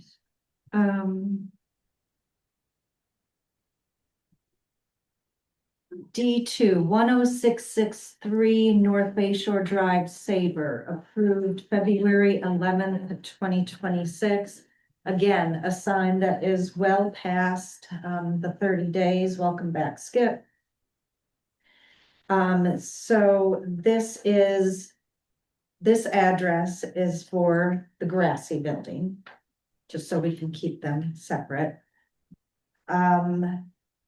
I cannot, again, this never came to me. I never saw any communication at all, did not sign off on it.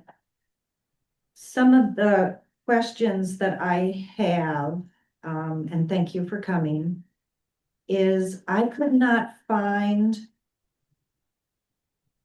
on the sign permit application the size of the one that hangs out from the building.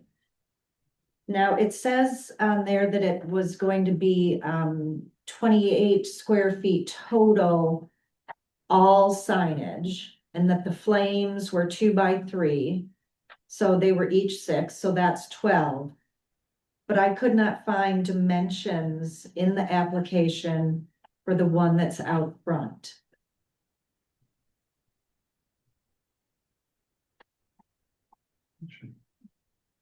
That was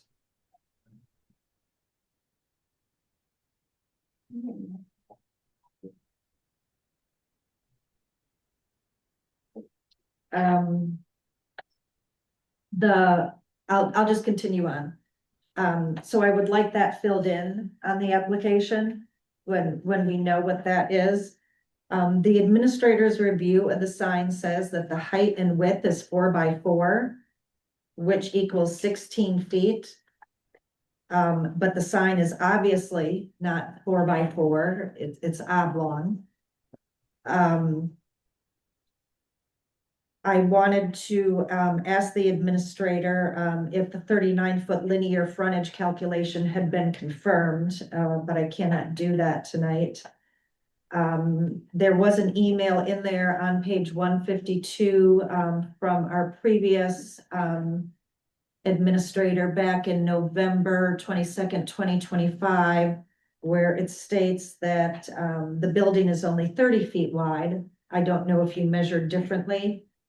Can you confirm or deny? measured 39 feet. It is 39 feet, thank you.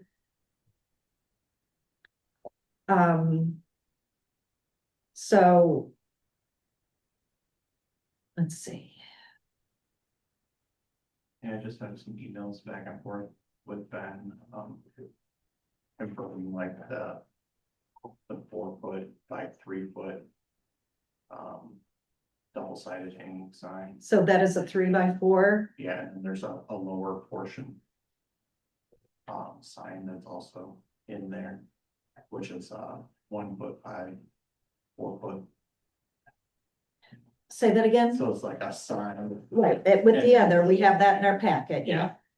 So Okay, so the small portion is, 1 foot tall by 4 foot long. But I think it actually ended up being like, Less than. yeah, I narrower. think it ended up, when we got paid, I think it ended up being like 8 8? inches. okay. It was 8. Yeah, What was the top sign dimension? the top. 3x4. 3x4, so 12. Mhm. So you're at the 16 foot, so you're just under. the 16 So foot. 3x4 is 12 and it's double-sided, so that's 24 square feet. And then you have the 1 foot, just for, Well, no, double-sided when there's no. Only counts on one side. If it's not enough, if it's less than a certain angle. total square footage for the whole building, though. Both sides are counted, There, yes. We have something different than that? yes, I'll find it. Yeah, we confirmed with that too multiple times with that, because I was like, are they counting both sides of that sign? And he said he might do double check that.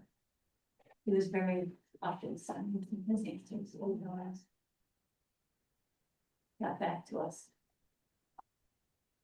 Page 121, Skip. Okay, that's my notes. I'm doing better putting page numbers on.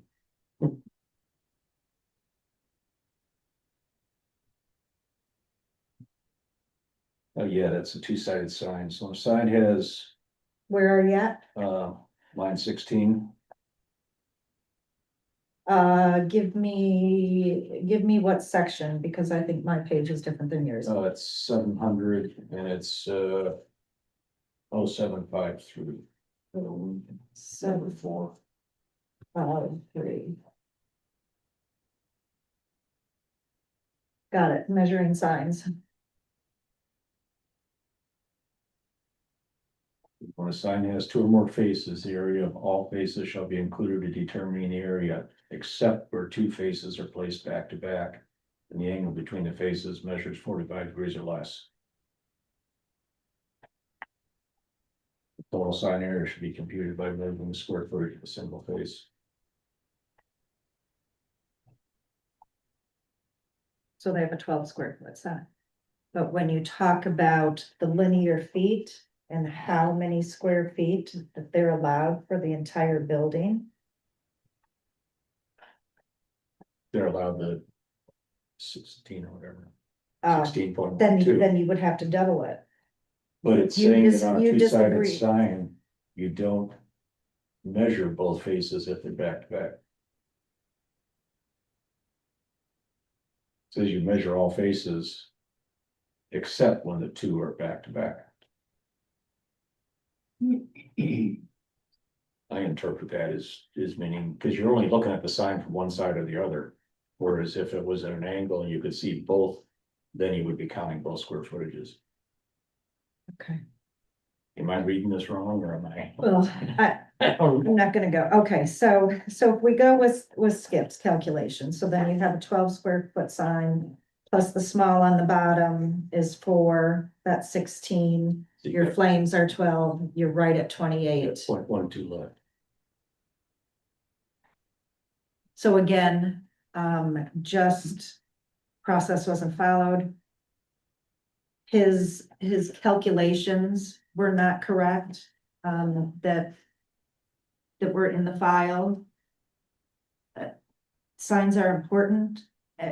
Every zoning, every permit application is important. And we need to make sure that due diligence is done so that we don't end up ever back here again.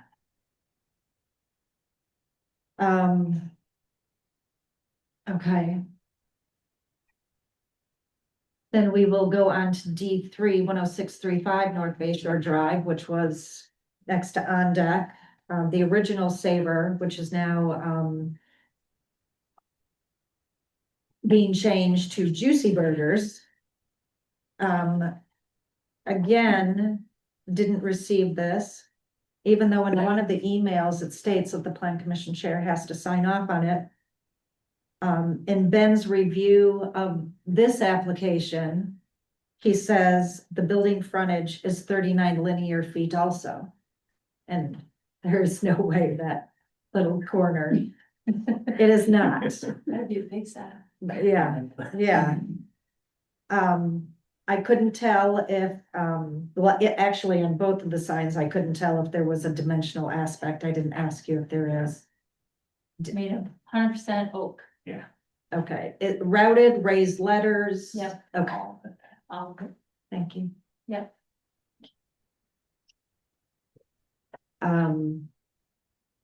I also, no, I won't get into that right now. That's for our later conversation. She keep them like that.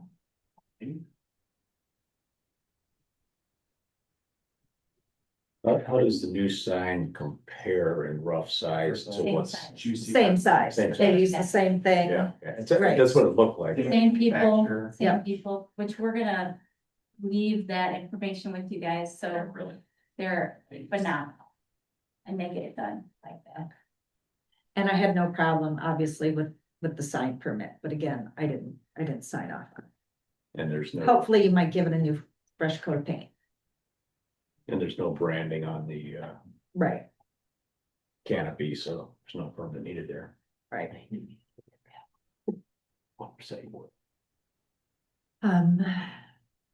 So that's all that I had to say about that. If there's you know, anything you'd want to say? I apologize again. Thank you for coming.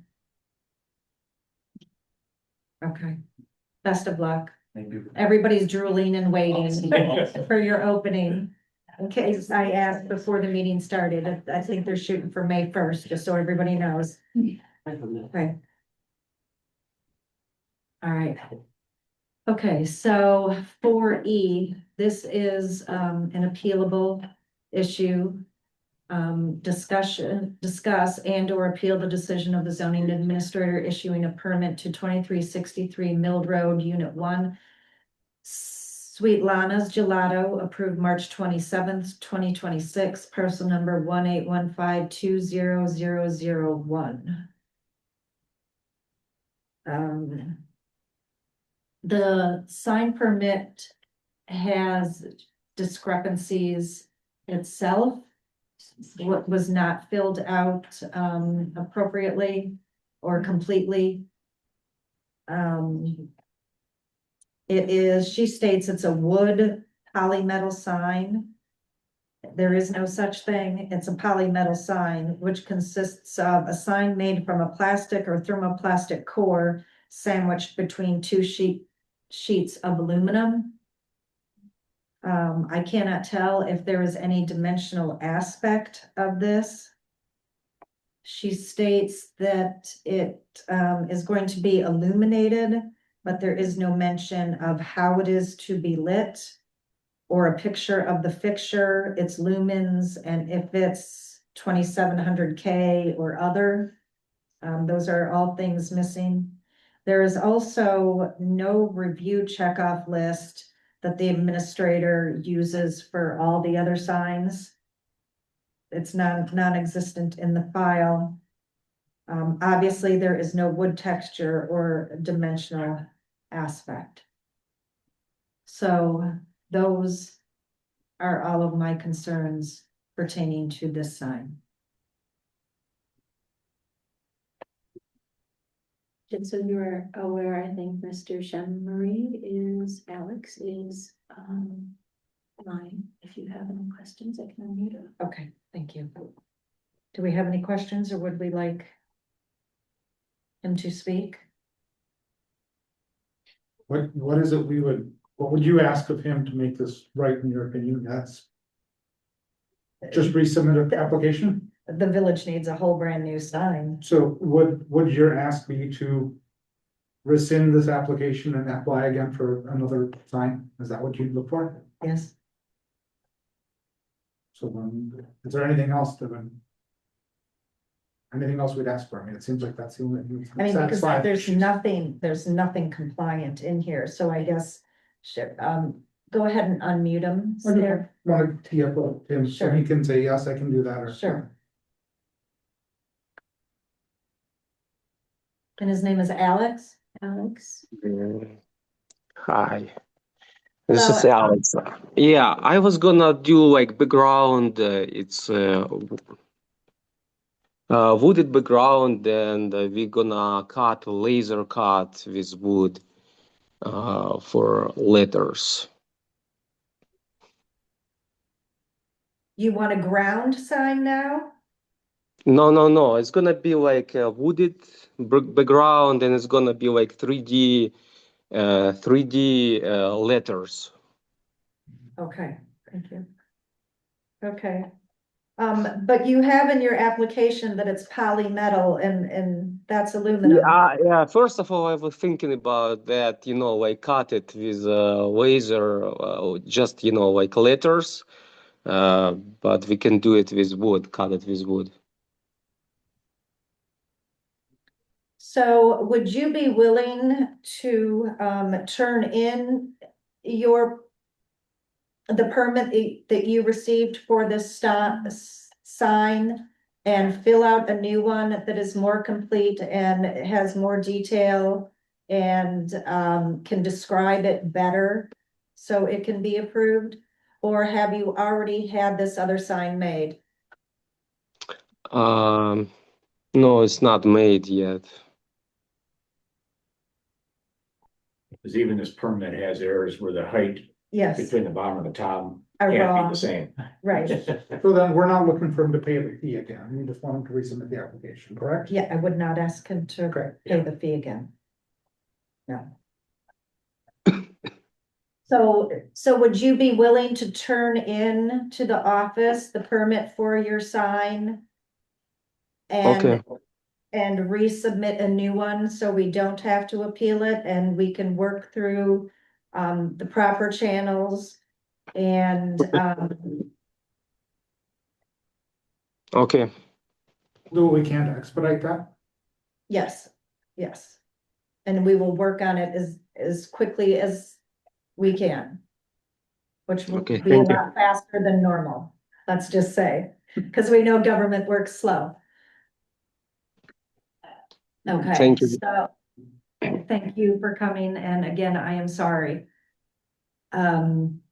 So I will make a motion that I don't know how to pronounce Alex's last name.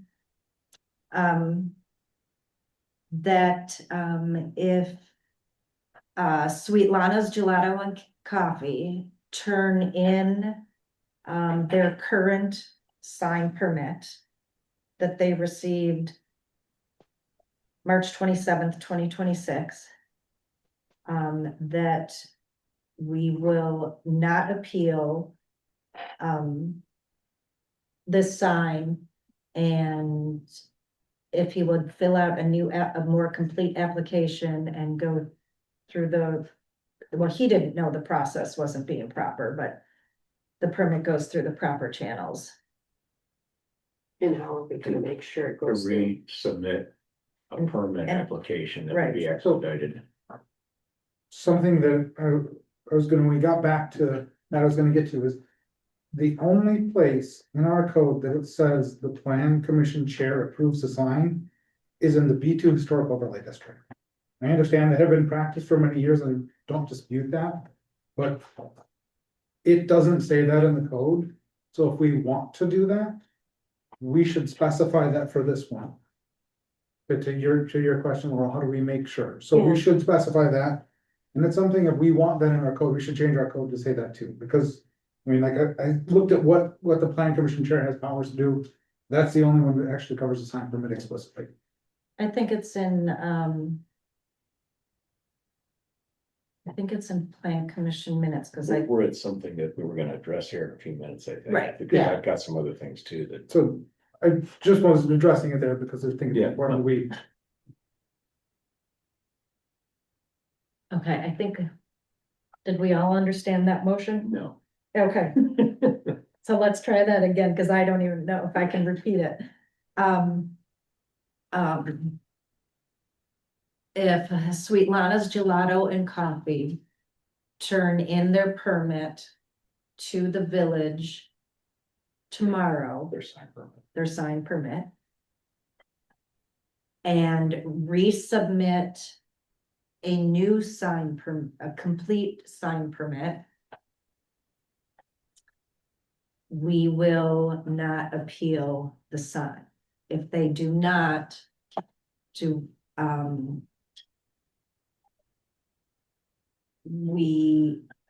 what was the wording that I used the first time for John Sawyer?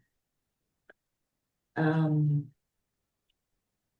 the plan commission gives the authority to staff to start the appeal process, Randy. something like that. Or Randy.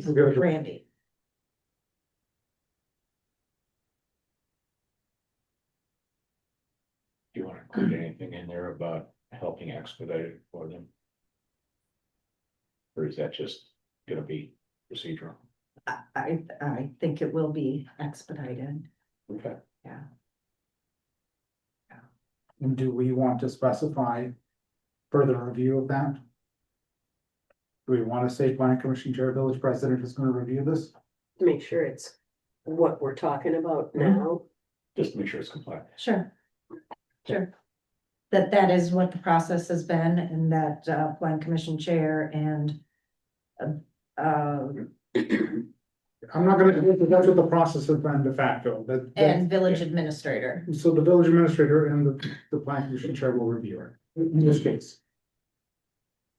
Okay, motion by Berto, Second. second by Hyder. Any other discussion?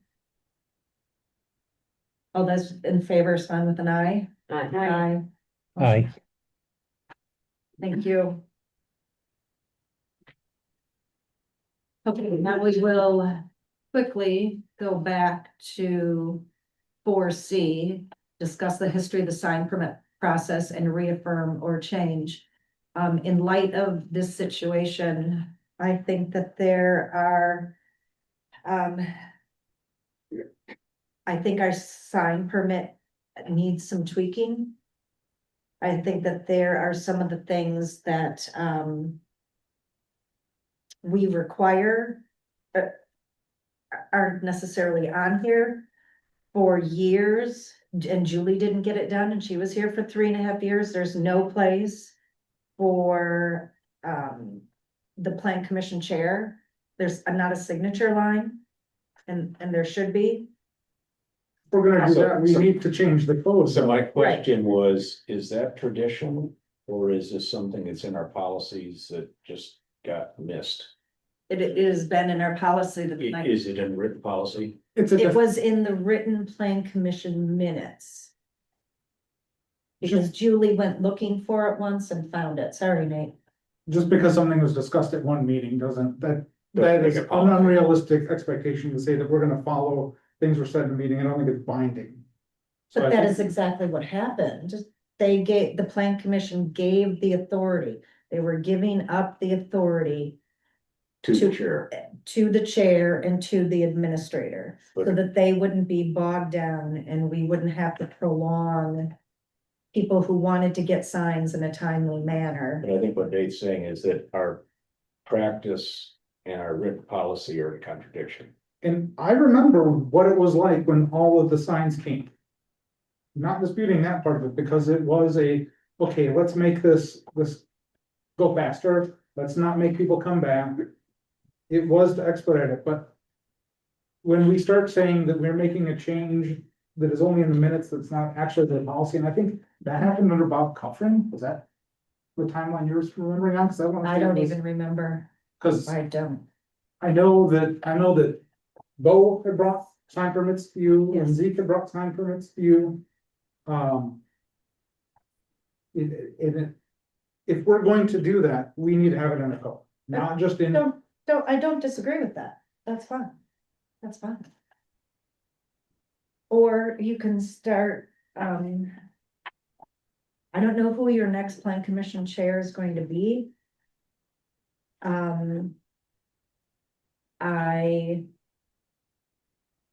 I don't wanna recommend that they actually come back to plan commission.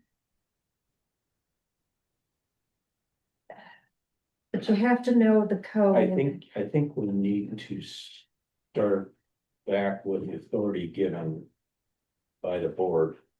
It's gonna have to start there, because yes, the commission may have designated authority to the chair. But I think there's too many layers here than just to say, put it in code. I'm not arguing with what you wanna do. I think we have more here that we need to do in terms of incorporating it into practice. So that Okay. it's. So I think it should just be a Agenda item. for the next meeting. Well, you have that next week. Maybe. It might not. If we have quorum. Oh, that's right. Okay, so,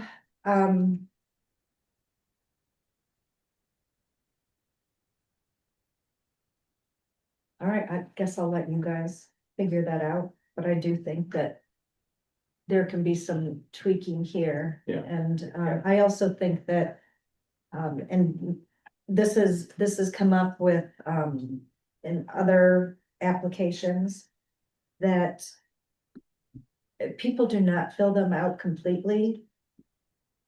And it's a lot of running around and then it's a lot of assuming, or it's just left blank. And nobody knows what the information is. So I also think that just like our STR rules, if it's not a complete application, it just gets kicked back. Nobody even looks at it if it's not complete. And I think that there should be some wording pertaining to that, because there were, unfortunately, almost all of them were not completely filled out. And I think the application should actually include building frontage dimension. Yes, I agree. I agree. Since the calculations are based on that, it's like, Unless you're in the country walk, then it's a different, or a complex or something like that, then it's a different thing. But yeah, I think that there could be some strides to make this better. so a review of the sign application is one of our new business items. Okay.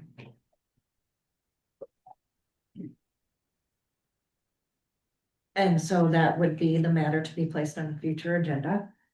I don't think that there was anything else from this meeting. I've got something like that. Oh, sure. So I would like staff to come up with a estimate of what it would take to completely rewrite our zoning code, both in terms of money, schedule. It's gonna be a lot of plan commission meetings to do it right, because somebody else is likely gonna do it. But what does that look like? And I think that's something that we could discuss, just to see what it looks like. And we might say, oh my gosh, that's way too much, or we might say, okay, yeah, let's do that, but I think that we should examine it. Okay. I've been around, I don't know, 2 or 3 times. Twice. Just twice, okay. We have rewritten the zoning code twice I mean, we've done a lot of updates, but I mean, a big overhaul of the whole thing. I was involved in twice over 30 years. We did it ourselves because we took it line by line, and you learn the code line by line. I'm not saying that another company can't do the job, but they don't know our community, and I have reservations. It's worthwhile checking into, but you get a better code when you do it yourself. I'm not saying that this one doesn't have plenty of challenges to it. And, yeah, that's a debate we can have, we get Yeah. the information back, and I guess the other thing I did say there is. What's it gonna take in terms of plan commission time, because I do remember way back when having twice a month meetings. Right. You know, that was the standard for the first 3 years I was plan commission. Mhm. So even if you have somebody else do it, that doesn't mean you still have to provide all the content in it and review it. Yeah, it takes a critical eye all the way through the All the way process. through. to And I keep wouldn't, the intent of the village in the code. yeah, and the use of AI, I wouldn't think would be a good idea. Well, you human eyes have got to look at it. Yeah. That's what it's perfectly fine as long as you have human oversight. Well, you still have to oversight every single word that's written, because AI tends to generalize or summarize. And some of these things you don't want to generalize and summarize, you want exact, Well, it's So- really, it starts with a red line version of what we have. right? To identify the holes and any conflicts or anything else. That's the biggest thing, is a red line version, because otherwise you don't know That's what where it you're all reading. starts, yeah. Absolutely. Well, let's see what we can come back, get back here, and that's probably gonna be a May thing, if not later. But Okay. no, I think that having the discussion starting, looking at it is critical. Really. And on that line, Sarah, with the new commission being seated or, rolling over, we need a current copy of the codes. And updated online, because I think the version I'm. looking at Online's now- updated this. That is, so that's the February 25 version is current? Yeah. Okay. Cause in looking at this, I found some fire code stuff still in the business section. That's why I went and looked at the. If they ask for it. Don't by default give people hard copies. If they want it, okay. We already know how Skip feels about trees. Yes, you gotta keep using them. Okay. At 7:48, I will make a motion to adjourn. Thank you, everyone. Thanks, Denise. Before we fully adjourn, Denise, I want to thank you for your mentorship this year, so with me and just your mission over the years. Thank you. We appreciate you. Now, Is there a second? Second. Second by Chantal. All in favor? I, Aye. Aye. Carried. Yeah. Oh my gosh,